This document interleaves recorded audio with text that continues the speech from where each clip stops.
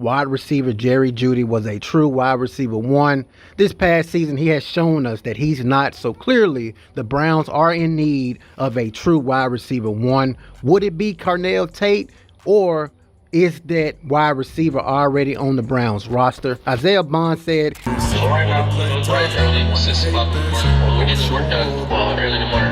don't ever slow up, no I don't take shit. I got no love for the fakeness. If you wanna play tough and wanna hate this, I'll always show up and make a statement. I don't ever slow up, no I don't take shit. I got no love for the fakeness. If you wanna play tough and wanna hate this, I'll always show up and make a statement. Everything I do so instinctive and so passionate. Every word I move so descriptive like an adjective. I got a vendetta against people who patented being negative when you should be getting after. Shedeur Sanders and Isaiah Bond just put the entire National Football League on notice.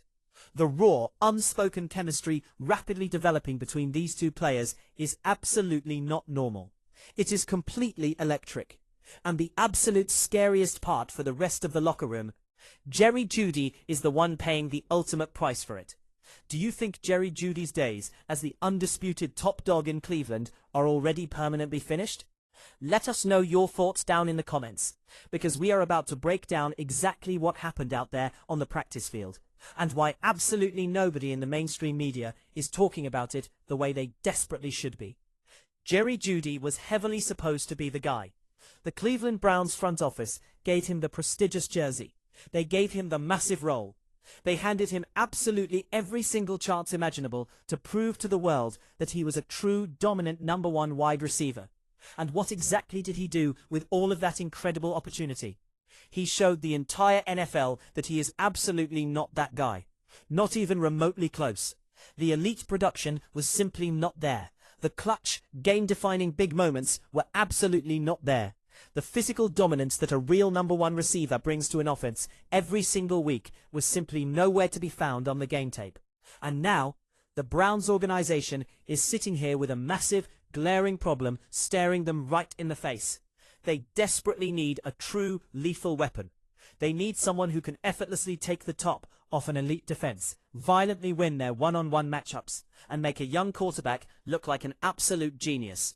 Jeudy could not do that. And Cleveland absolutely cannot afford to go into a highly anticipated new era with Shedeur Sanders constantly throwing to someone who is fundamentally not built for that alpha role. This is a complete disaster waiting to happen if the front office does not fix it right now. very excited to see where year two takes Isaiah Bond. This past season, he had 18 receptions, 338 yards, no touchdowns, but a key of that is because he did not get a lot of reps with Shedeur Sanders until the tail end of the second half of last season. So now with a full off season with Shedeur Sanders throwing him the football, you can imagine those numbers increasing. And as I said before, he had 18.8 yards per catch, and that tells you guys that he's the type of wide receiver that can stretch the field. And what him and Shedeur Sanders did by not getting that reps in, or not getting enough reps in, can kind of give you guys an idea how year two will be with a head coach that actually believes in Shedeur Sanders. There's a difference between playing for a coach that believes in you. So, the massive question absolutely everybody in Ohio is asking is simple. Who is that guy? Is it Carnell Tate, the highly talented young receiver who has been aggressively turning heads and getting people incredibly excited about what he could eventually become? Maybe. But here is exactly where the situation gets completely insane. Isaiah Bond is absolutely not waiting around for anyone in the media or the front office to hand him anything. This man is out there every single day, putting in the dark, unglamorous work that most highly paid receivers in this league would never even think about doing. While other veteran players are heading straight to their cars after the mandatory team workout officially ends, Shedeur Sanders and Isaiah Bond are still out on that grass. Just the two of them, grinding out extra hours. Absolutely nobody asked them to stay. No coach told them to grind like that. They are actively doing it because they both intimately know exactly what is being built here, and they completely refuse to let anyone else get there first. That specific kind of hunger is incredibly rare. That kind of psychic connection between a franchise quarterback and a young receiver does not just magically show up out of nowhere. You absolutely cannot coach that in a film room. You cannot fake that for the cameras. And the Cleveland Browns coaching staff is currently watching it happen right in front of their very eyes. And let me aggressively tell you something that the rest of the sports media is completely embarrassingly sleeping on right now. When Shedeur Sanders and Isaiah Bond are fully, completely locked in together, they are going to be absolutely catastrophic for this entire league. Not just good, not just promising, catastrophic. Defensive coordinators are going to spend all week meticulously preparing for one specific offensive look, and Bond is going to do something completely different on Sunday, and Shedeur is going to flawlessly find him anyway, because these two are not just casually building a connection on the practice field. They are aggressively building the exact kind of unspoken trust that actively wins violent football games in the fourth quarter, when everything is on the line and the physical pressure is at its absolute highest. Jerry Jeudy simply never gave the city of Cleveland that feeling of security. Carnell Tate might eventually get there one day with enough reps, but Isaiah Bond is already there right now. He is already in that extra hour grind with his quarterback, while everyone else is completely gone. And when the regular season officially kicks off, and this offense finally explodes, the whole league is going to deeply wish they had paid much closer attention sooner. So once again, as I said before, Browns wide receiver Jerry Jeudy has definitely been putting in a lot of hard work this offseason, because truth be told, he just did not have one of his best performances last season. It was pretty bad. And when I say bad, it was horrible. It was having the most drops as a wide receiver horrible in the National Football League, to the point where Jerry Jeudy was so frustrated, he was even throwing fits, temper tantrums with his young, promising rookie quarterback, Shedeur Sanders, knowing Shedeur Sanders was not even given first-team reps with him, yet it wasn't even Shedeur Sanders' fault most of the times. Most of the times it was all on Jerry Jeudy. But I know what the critics are going to say. Look closely at Isaiah Bond's actual box score numbers from last season. 18 was those specific numbers to permanently write him off as a depth piece. You need to stop and deeply think about the context.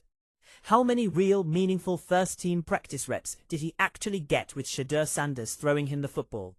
Not many. The two of them barely had any actual time to build anything real, before the chaotic season was already violently slipping away. The elite connection that a quarterback and a receiver desperately need to completely dominate together takes significant time. It takes relentless repetition. It takes absolute trust built throw by throw, route by route, until absolutely everything becomes muscle memory. Bond and Shedeur simply never got that fair chance last season. Not a full, legitimate chance anyway. So what you saw in those stat lines was absolutely not Isaiah Bond's athletic ceiling. That was Isaiah Bond playing in a deeply broken, toxic situation, with heavily limited time and completely restricted opportunity. And yet, somehow, despite all of that absolute chaos, he still managed to average an explosive 18.8 yards every single time he actually touched the football. Just think deeply about what that specific number actually means. Think about what kind of receiver effortlessly puts up that kind of insane yards per catch average, without even being fully plugged into the primary offensive scheme yet. That is absolutely not a rotational depth piece. That is a highly lethal weapon that was simply never fully loaded by the coaching staff. Now aggressively imagine what happens when these two players walk into an entire, uninterrupted off-season together. A full off-season. Shedeur throwing exclusively to Bond every single week. Both of them staying late under the stadium lights after absolutely everyone else has gone home. Both of them obsessively watching film, refining routes, and building the exact kind of chemistry that makes elite defenses completely fall apart on Sundays. That massive number, nearly 19 yards per catch, that happened with almost zero actual reps together. So what exactly does that number look like after months of real dedicated preparation? What does it look like when Bond is absolutely not guessing anymore? And Shedeur is not desperately searching anymore, and both of them are completely locked in from the very first snap.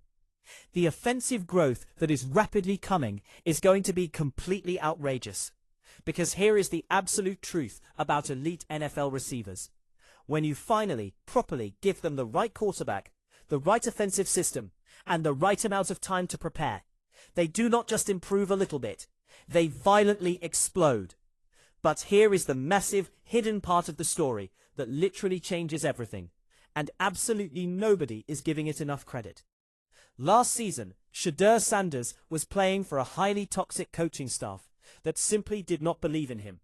And that is absolutely not a small, throwaway detail. That is everything.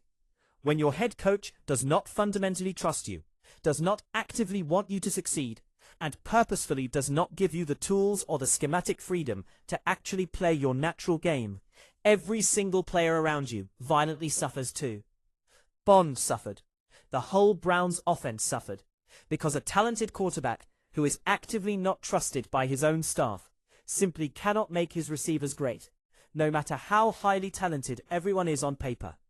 But that dark, broken era is finally over in Cleveland. Shedeur now has a modern coaching staff that is actually genuinely in his corner, a staff that actively wants to see him win. And when a quarterback transitions from pure survival mode to actual thriving mode, the players standing around him inevitably rise with him. Bond is going to rise. The entire receiver room is going to rapidly rise. And the Browns offense that looked so hopelessly broken and lifeless last season is about to become something that genuinely deeply frightens the rest of the AFC. There is a lot of talks about the Browns finding a true wide receiver one for the Cleveland Browns, whether it's Deshaun Watson or Shedeur Sanders. It is desperate that the Browns definitely need a true wide receiver one. Carnell Tate is supposed to be one of the favorites to land in Cleveland, so it's just going to remain to be seen. Wide receiver Isaiah Bond, who's currently on the Browns roster right now, is definitely putting in extra work, and he's making a statement, not just by his words, but by his work ethic on the football field. Now, let us be completely, brutally honest about what Jerry Jeudy actually did last season. It was absolutely not a minor rough patch. It was not a small, forgivable slump that a good receiver goes through every now and then. It was a complete, embarrassing, undeniable collapse. This man literally led the entire National Football League in dropped passes. Not one specific team, not one division, the entire massive league. Every single highly paid receiver in the NFL, and Jerry Jeudy was sitting at the very absolute bottom of the list when it came to fundamentally holding on to the football. And this was heavily supposed to be the undisputed number one receiver.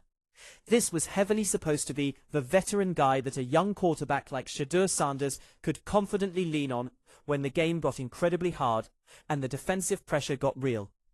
Instead, Shedeur would properly drop back, quickly go through his complex reads, find Jeudy completely open, throw a perfect, catchable ball, and painfully watch it hit the turf over and over and over again. That is absolutely not just bad football. That is a massive, professional betrayal of your quarterback. That is heavily letting down the exact person on your team who desperately needs you the most. And then, incredibly, Jeudy had the absolute nerve to get visibly frustrated on camera. He was actively throwing childish fits on the sideline, having massive temper tantrums, exactly like the problem was somehow someone else. Exactly like the agonizing drops were not physically happening because of his own two hands.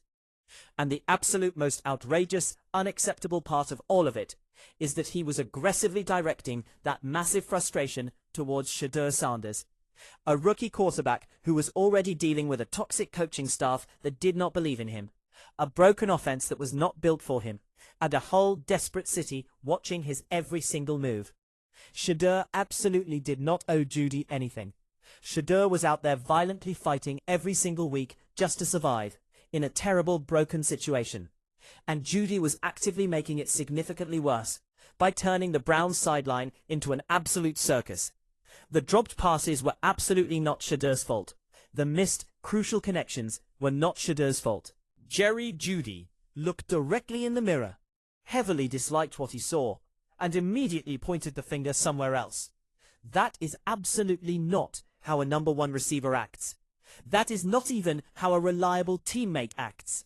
That is a massive toxic problem in the locker room, disguised in a wide receiver jersey.